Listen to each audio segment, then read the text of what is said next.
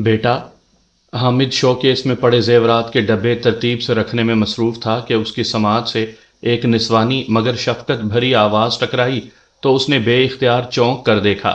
उसके सामने एक बूढ़ी खातून मौजूद थी जिसकी उम्र 50 साल के लगभग थी। उसने मामूली सा लिबास पहना हुआ था जबकि उसने अपने सर पर सफ़ेद रंग का दुपट्टा ओढ़ा हुआ था। हामिद सराफा बाजार में सोने के जेवरात की खरीदो फरोख्त करने वाली एक दुकान पर मुलाजिम था और उसे वहां मुलाजमत करते हुए 3 साल हो गए थे। दुकान के मालिक का नाम मलिक इकबाल था और वो उम्र रसीदा शख्स थे। वो बेहद अच्छे और जहां दीदा इंसान थे। वो हामिद की ईमानदारी और शराफत से बेहद मुतासिर थे। 3 साल के अरसे में हामिद ने कभी गबन नहीं किया था और ना ही सोने का एक टुकड़ा तक चोरी किया था। यही वजह थी कि मलिक इकबाल ने दुकान की चाबियां हामिद के हवाले कर दी थीं। इसीलिए हामिद सुबह 9 बजे दुकान खोल देता था। दुकान खोलने के बाद वो दुकान की सफाई सुथराई करता और जेवरात के डब्बे तरतीब से रखता था। मलिक हसनैन तकरीबन 11 बजे ही दुकान पर आते थे। उनके दुकान पर आने से पहले अगर कोई गाहक आता था तो हामिद उसे डील करता था। यही वजह थी कि बूढ़ी खातून को देखकर हामिद यही समझा था कि वो गाहक हैं और जेवर खरीदने आई हैं। जी आंटी, फरमाएं, हामिद ने खुश इखलाकी से कहा। बूढ़ी खातून बोली, बेटा मैंने तुमसे बात करनी है। क्या तुम मुझसे थोड़ी देर के लिए बात कर सकते हो? हामिद चौंका। मुझसे? आपने क्या बात करनी है? बेटा, बात ज्यादा खास तो नहीं है और हो सकता है कि तुम्हें अजीब भी लगे। कई बार सोचा कि मैं तुमसे बात ना करूं, लेकिन मैं आज दिल के हाथों मजबूर होकर यहां आ गई। अधेड़ उम्र खातून ने कहा तो हामिद के चेहरे पर हैरत के तासुरात उभर आए। ताहम उसने कहा, जी बोलें, क्या मैं यहाँ बैठ जाऊं? बूढ़ी हूं इसलिए खड़े खड़े थक गई हूं। बूढ़ी खातून ने कुर्सी की तरफ देखते हुए कहा तो हामिद ने असबात में सर हिला दिया। बूढ़ी खातून कुर्सी पर बैठ गई। हामिद तजस्सुस में पड़ गया था और बूढ़ी खातून की तरफ मुतवज्जा था कि वो उससे क्या बात करना चाहती हैं। तुम्हारा नाम क्या है बेटा? मेरा नाम हामिद है। ये कहकर वो खामोश हुई और तवक्कुफ के बाद बोली, बात यह है कि तुम्हारी शक्ल मेरे मरहूम बेटे से बहुत मिलती है। बल्कि ये कहा जाए कि तुम हू बहू मेरे बेटे के हमशक्ल हो तो कोई शुबा नहीं है।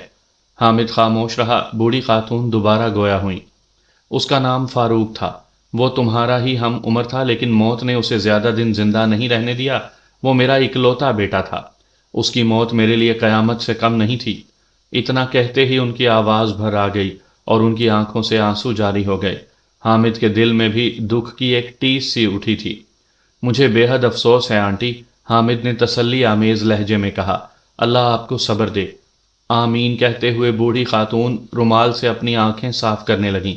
माहौल पर यकदम सोगवारी किसी कैफियत तारी हो गई थी। चंद लम्हों के बाद बूढ़ी खातून ने खुद पर काबू पा लिया था और उनके चेहरे पर बशाशत जाहिर हो गई थी। मैंने जब पहली बार तुम्हें देखा तो मैं दंग रह गई थी और मुझे यही लगा था कि तुम मेरे बेटे फारूक हो। फिर मेरी बेटी ने मुझे समझाया कि फारूक हलाक हो चुका है और जिसे मैंने उसका हमशक्ल देखा है वो कोई और है। वो दोबारा गोया हुई। मैं तुम्हारी दुकान पर 3-4 मरतबा आई थी। तुम्हें देखकर मुझे तसल्ली हो जाती थी। हामिद खुश होकर अजराह तफन्नुन बोला, आंटी आप मुझे अपना बेटा ही समझें। शुक्रिया बेटा, उन्होंने चेहरे पर जबरदस्ती मुस्कुराहट लाते हुए कहा। शुक्रिया की कोई बात नहीं है आंटी, हामिद ने कहा। अगर आपको मेरी शक्ल में आपका बेटा दिखाई देता है और मुझे देखकर आपको खुशी होती है तो ये मेरे लिए खुशी और एजाज की बात है। क्या ये तुम्हारी अपनी दुकान है बेटा? नहीं आंटी, मैं यहाँ मुलाजमत करता हूँ। कितने साल हो गए हैं तुम्हें यहाँ काम करते हुए? 3 साल हो गए हैं। तुम कितने बहन भाई हो? आंटी हम 2 भाई और 3 बहनें हैं। अच्छा बेटा, अब मैं चलती हूँ, वो उठती हुई बोली। जाने से पहले तुमसे एक दरखास्त करना चाहती हूँ। जी फरमाएं, हामिद ने कहा। बेटा अगर तुम्हें बुरा न लगे तो मैं कभी कभार तुमसे मिलने आ जाया करूं, उन्होंने कहा। तुमसे मिलने के बाद मेरे बेटे की याद ताज़ा होती रहेगी। ज़रूर आंटी, हामिद ने खुश इखलाकी का मुजाहरा किया। शुक्रिया बेटा, अब मैं चलती हूँ। माफ़ कीजिएगा आंटी, मैंने आपसे खाने पीने के बारे में कुछ पूछा ही नहीं, हामिद ने जल्दी से कहा। कोई बात नहीं बेटा, वो मुस्कुराईं। अब तो आना जाना लगा रहेगा, फिर कुछ खा पी लूंगी। जी ठीक है। फिर बूढ़ी खातून वहां से चली गई और हामिद अपने काम में मसरूफ हो गया। वक्त गुजरने के साथ साथ बूढ़ी खातून उससे मिलने आती रहीं। वो जब भी आती तो हामिद तो उनसे मिलकर बेहद खुश होता اور ان کی خوب خاطر مدارات کرتا۔ اب وہ انہیں آنٹی کے بجائے اماں جی کہہ کر پکارتا تھا، کیونکہ انہوں نے ہی حامد سے اصرار کیا تھا کہ وہ انہیں آنٹی کے بجائے اماں جی کہہ کر پکارا کرے۔ وہ حامد سے ملنے اس وقت آتی تھیں جب حامد دکان پر اکیلا ہوتا تھا، کیونکہ حامد نے اماں جی کو اپنے مالک ملک اقبال کے گھر جانے کا وقت بتایا ہوا تھا۔ وہ تھوڑی دیر اس کے پاس بیٹھ کر چلی جاتی تھی۔ حامد بھی ان سے بے حد مانوس ہو چکا تھا اور اس نے ان کے گھر بھی جانا شروع کر دیا تھا۔ ان کا گھر شہر کے پوش علاقے میں تھا۔ ان کی دو بیٹیاں تھیں۔ بڑی بیٹی کا نام مہوش تھا، جبکہ چھوٹی کا نام لائبہ تھا۔ وہ حامد سے 2 سال چھوٹی تھی۔ بقول اماں جی کے ان کے شوہر سرکاری ملازم تھے اور انہیں فوت ہوئے 10 سال ہو گئے تھے، اور وہ تینوں ماں بیٹیاں ان کی پینشن پر گزارا کر رہی تھیں۔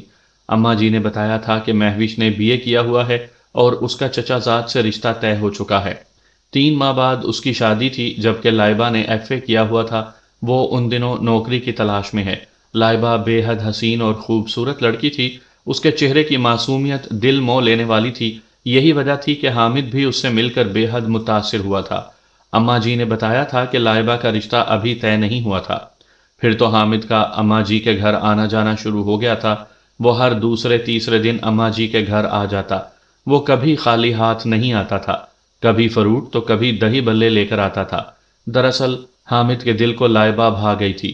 وہ اس کی من موہنی صورت پر مر مٹا تھا۔ اس نے کئی بار اماں جی سے کہا کہ وہ ان کے گھر آئیں، اور اماں جی ہر بار یہی کہتی تھی کہ وہ اس کے گھر ضرور آئیں گی، لیکن 2 ماہ گزر گئے تھے مگر وہ حامد کے گھر نہیں آئیں۔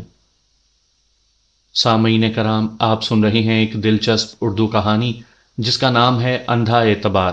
مجھے امید ہے آپ کو میری یہ کاوش بھی پسند آئے گی۔ آپ نے اگر ابھی تک میرا چینل مائی وائس سبسکرائب نہیں کیا تو ابھی میرے چینل کو سبسکرائب کر کے بیل نوٹیفیکیشن آن کر لیجئے، تاکہ آنے والی ہر نئی کہانی کی اطلاع بر وقت آپ تک پہنچ سکے۔ ایک روز شام کے وقت حامد اپنی دکان پر موجود تھا۔ اس کا مالک اپنے ضروری کام کے سلسلے میں شہر سے باہر گیا ہوا تھا، اور 2 دن بعد اس کی واپسی تھی۔ حامد ایک گاہک کو نپٹا کر جیسے ہی فارغ ہوا تو اماں جی وہاں آ گئیں۔ ان کے ساتھ لائبہ بھی تھی۔ حامد لائبہ کو دیکھ کر خوش ہو گیا، جیسے اس پر سرشاری کسی کیفیت طاری ہو گئی ہو۔ لائبہ پہلی بار اس کی دکان پر آئی تھی۔ حامد بھاگ کر اماں جی اور لائبہ کے لیے جوس لے آیا تھا۔ حامد بیٹا۔ جوس پینے کے بعد اماں جی خالی گلاس قریبی میز پر رکھتے ہوئے حامد سے گویا ہوئیں۔ فرمائیں اماں جی۔ حامد ان کی طرف جی جان سے متوجہ ہوا۔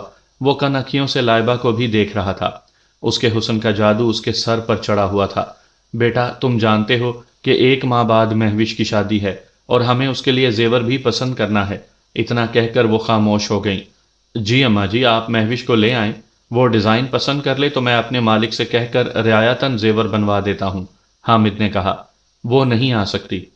کیوں، اسے کیا ہو گیا ہے؟ حامد چونکا۔ رات وہ سیڑھیاں اترتے ہوئے گر گئی تھی، اماں جی نے بتایا۔ اس کے پیر میں موچ آ گئی تھی، اس لیے وہ اب بستر پر پڑی ہے۔ او، حامد نے تاسف بھرے لہجے میں کہا۔ اسی لیے وہ ہمارے ساتھ نہیں آئی، اماں جی بولی۔ کوئی بات نہیں اماں جی، میں آپ کو زیورات کے ڈیزائن والی کتاب دے دیتا ہوں، آپ مہوش باجی کو دکھا دیں، وہ ڈیزائن پسند کر لیں، حامد نے کہا، اور دراز سے ایک کتاب نکال کر ان کی طرف بڑھا دی۔ بیٹا، کتاب میں دیکھنے سے ڈیزائن کیسے واضح دکھائی دے گا؟ اماں جی نے کہا۔ تم نئے ڈیزائن والے چند زیورات دے دو، شام کو آؤ گے تو لیتے جانا، اس طرح مہوش زیورات بھی پسند کر لے گی۔ ٹھیک ہے اماں جی، حامد کتاب واپس دراز میں رکھتے ہوئے بولا، اور پھر اس نے سرخ کور والے ڈبوں میں نئے ڈیزائن شدہ زیورات پیک کر کے اماں جی کو دے دیے۔